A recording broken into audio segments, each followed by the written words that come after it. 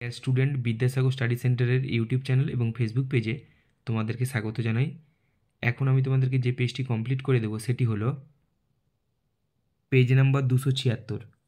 দেখো, page number 276 এর প্রথম প্রশ্নটি ছিল বায়ুর সঞ্চয় কার্যের ফলে গঠিত হয় বারখান বালিয়াড়ি। তারপর দেখো রয়েছে ট্রপোপজে প্রবাহিত প্রবল বেগের বায়ু হলো জেট বায়ু।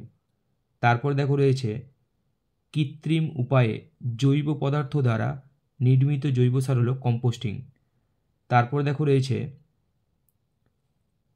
মালাবার উপকূলে অবস্থিত অগভীর হ্রদ হলো কয়াল।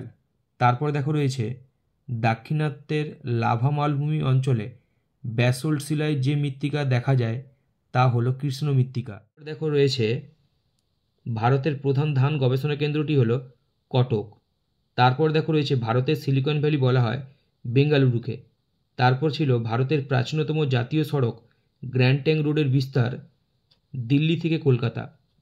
তারপর দেখো রয়েছে বাইরে থেকে বা বাইরের অন্য কোনো সংস্থাকে দিয়ে কাজ করিয়ে নেওয়ার ব্যবস্থাকে বলা হয় আউটসোর্সিং। তারপর দেখো রয়েছে মিলিয়ন সিটের বিস্তৃতি 4 ডিগ্রি ইন্টু 4 ডিগ্রি। তারপরে দেখো রয়েছে এক ধরনের দূর সংবেদী যন্ত্র যা কৃত্রিম উপগ্রহে থাকে, এটি হবে সেন্সর। তারপর দেখো রয়েছে ভারতের উচ্চতম জলপ্রপাত, এটি হবে কুঞ্চিকল। তারপর দেখো রয়েছে মরু অঞ্চলে সৃষ্ট শুষ্ক নদীখাতকে বলে ওয়াদি। তারপর দেখো রয়েছে কচ্ছের রণ যে রাজ্যে অবস্থিত তা হলো গুজরাট। এরপর আমি চলে এসেছি শুদ্ধ অশুদ্ধতে। তার প্রথম ছিল সাহারা মরুভূমি পৃথিবীর বৃহত্তম ও উষ্ণতম মরুভূমি, এটি হবে ঠিক। তারপরে রয়েছে দেখো নীল নদের বদ্বীপ তীক্ষ্ণাক্ষ বদ্বীপের উদাহরণ, এটি হবে ভুল। তারপরে দেখো রয়েছে পূর্ণিমা অমাবস্যা তিথিতে ভরা কোটাল হয়, এটি ঠিক। তারপরে দেখো রয়েছে সিয়াচেন কাশ্মীর হিমালয়ের হিমবাহ, এটি হবে ভুল। তারপরে দেখো মেস্তা একটি তন্তু ফসল, এটি হবে ঠিক। তারপর দেখো রয়েছে ভারতের সর্বপ্রথম দিল্লিতে মেট্রো রেল চালু হয়, এটি হবে ভুল, কারণ কলকাতায় প্রথম মেট্রো রেল চালু হয়। তারপর দেখো রয়েছে প্রপাতকূপ নিম্নগতিতে বা নিম্নগতি পর্যায়ে সৃষ্টি হয়, তাহলে এটি হবে ভুল, কারণ প্রপাতকূপ উচ্চ গতিতে সৃষ্টি হয়, নিম্নগতিতে নয়। কিন্তু শূন্যস্থান পূরণে তার প্রথম প্রশ্ন ছিল ট্রপোস্ফিয়ারের ঊর্ধ্বে ড্যাশ কিলোমিটার উচ্চতা পর্যন্ত বিস্তৃত স্ট্র্যাটোস্ফিয়ার, এটি হবে 50 কিলোমিটার উচ্চতা পর্যন্ত। তারপর দেখো রয়েছে আটলান্টিক মহাসাগরের ড্যাশ নামক মগ্নচড়াটি বিশ্বের বৃহত্তম, এটি হবে গ্র্যান্ড ব্যাংক। তারপর দেখো রয়েছে শিল্পজাত বর্জ্যগুলি প্রধানত ড্যাশ ও ড্যাশ, এটি হবে বিষাক্ত ও জীব অবিশ্লেষ্য বা জৈব অভঙ্গুর। তারপর দেখো রয়েছে কুমায়ুন হিমালয় ড্যাশ রাজ্যে অবস্থিত, এটি হবে উত্তরাখণ্ড। তারপর দেখো রয়েছে পাইন ফার দেবদারু, এগুলো প্রত্যেকটা কী জাতীয় অরণ্য না, এগুলো সরলবর্গীয় অরণ্য। তারপর দেখো রয়েছে ভারতের চা উৎপাদনের প্রথম রাজ্য হলো আসাম।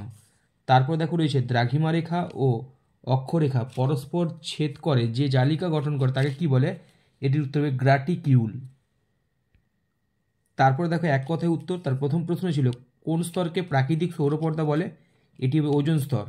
তারপর দেখো রয়েছে কোন ভূমিরূপ দেখতে হাতল ছাড়া ডেকচেয়ারের মতো, এটি হবে সার্ক বা করি।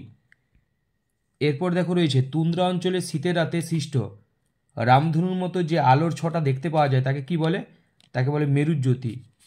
তারপর দেখো রয়েছে উপগ্রহ চিত্রে অরণ্য বা শস্যক্ষেত্র কী রঙের সাহায্যে দেখানো হয়, এটি হবে লাল বা লালচে রঙের সাহায্যে।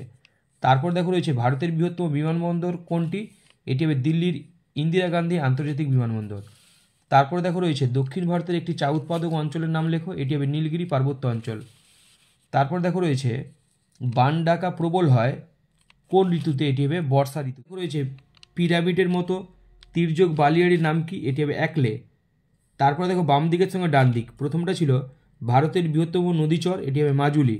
তারপর দেখো ভুর ছিল, এটি হবে উচ্চ গাঙ্গেয় সমভূমির বালি মিশ্রিত সূক্ষ্ম মৃত্তিকা। তারপর ছিল দেখো মালনাদ, এটি হবে কর্ণাটক মালভূমি।